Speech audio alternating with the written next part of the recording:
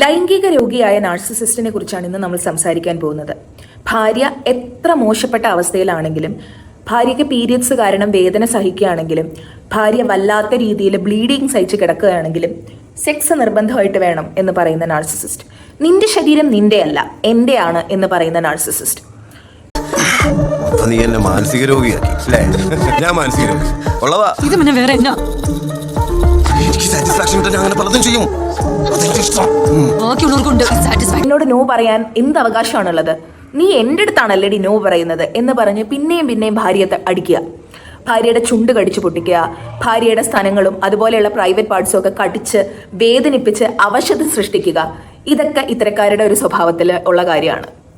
പല റിലേഷൻഷിപ്പിലും ഇൻവോൾവ് ആവും. ആൻഡ് അതിനെല്ലാം കാരണം നിങ്ങളാണെന്ന് നിങ്ങളെ പലപ്പോഴും അവർ ന്യായീകരിച്ച്, അവരുടെ ഭാഗം ന്യായീകരിച്ച് നിങ്ങളെ അവർ പലപ്പോഴും പല രീതിയിൽ മോശക്കാരിയായിട്ട് ചിത്രീകരിക്കാനും അവർ ശ്രമിക്കും. അത്ത രീതിയിൽ ഗിൽറ്റ് ട്രിപ്പ് അടിച്ച് നിങ്ങൾ ഈ ഒരു കാര്യത്തിന് മാത്രമാണ് നിങ്ങൾ ഈ ഭൂമിയിലേക്ക് വന്നത് എന്ന രീതിയിൽ വരെ തോന്നിപ്പിക്കുന്ന രീതിയിൽ നിങ്ങൾ വല്ലാതെ അവശത അനുഭവിക്കാൻ തുടങ്ങും.